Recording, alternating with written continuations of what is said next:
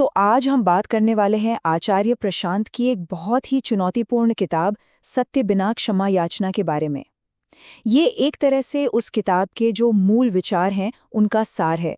और हाँ, ये किताब खास तौर पर उन लोगों के लिए है जो ये समझना शुरू कर चुके हैं कि खुद को धोखे में रखने की असल में क्या कीमत चुकानी पड़ती है। तो चलिए सीधे मुद्दे पर आते हैं। इस किताब का जो सबसे बड़ा आधार है वो ये है कि हमारी ज्यादातर परेशानियां उन झूठों से पैदा होती हैं जो या तो हमें विरासत में मिले हैं या फिर वो झूठ जो हम लगातार खुद से बोलते रहते हैं।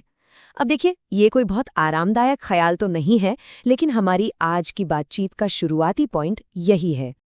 देखिए, इसे किसी गाइडबुक की तरह मत समझिएगा।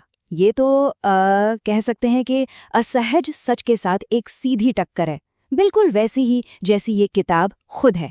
इसका मकसद कोई मनोरंजन करना या तसल्ली देना नहीं है। नहीं, ये उन लोगों के लिए है जो सच का सामना करने के लिए सच में तैयार हैं। तो सवाल ये है कि क्या हम देखने के लिए तैयार हैं?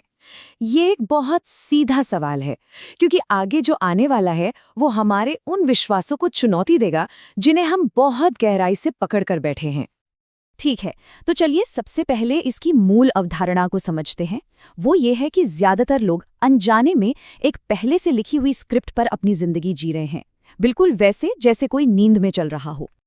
मतलब ये कि हमारे जो काम हैं, हमारी जो प्रेरणाएं हैं, वो अक्सर हमारी अपनी होती ही नहीं है, वो तो उधार ली हुई हैं। हम सब एक ऐसी स्क्रिप्ट को फॉलो कर रहे हैं जिसे हमने कभी लिखा ही नहीं। ये स्क्रिप्ट कुछ जानी पहचानी सी लगती है ना? बचपन से लेकर बड़े होने तक ये सारे पड़ाव इतने तयशुदा हैं कि सब कुछ अपने आप होता हुआ सा लगता है। यही वो मशीन है जिसकी बात ये किताब करती है। एक ऐसी मशीन जो एक पड़ाव से दूसरे पड़ाव तक चलती चली जाती है, बिना ये सवाल किए कि आखिर क्यों। तो सवाल उठता है कि ये स्क्रिप्ट बनती कैसे है। देखिए, किताब सबसे पहले हमारी पहचान और हमारे आत्म मूल्य से जुड़े हुए आम झूठों की परतें उधेड़ना शुरू करती है। किताब में एक कार की मिसाल दी गई है जो ऊपरी सुधार और असली भीतरी विकास के बीच का फर्क बिल्कुल साफ कर देती है।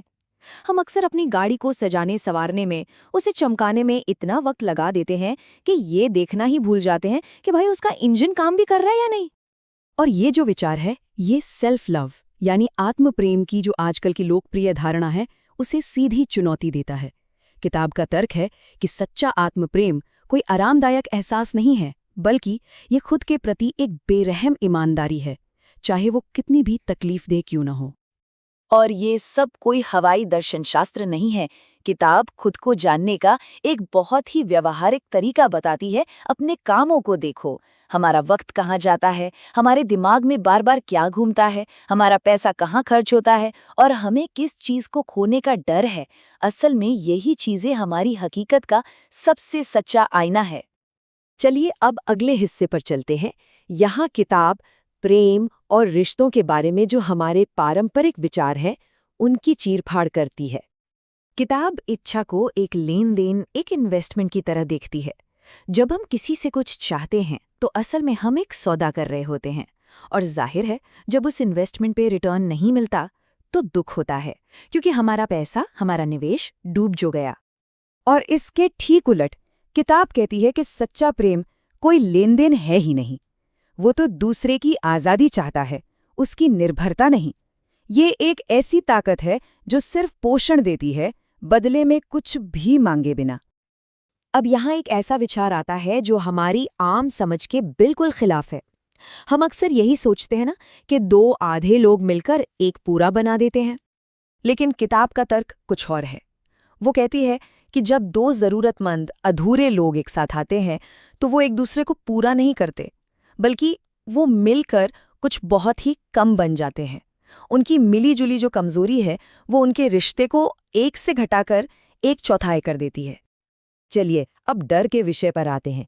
किताब डर को एक कमजोरी की तरह नहीं देखती, बल्कि उसे जानकारी का एक बहुत बड़ा स्रोत मानती है।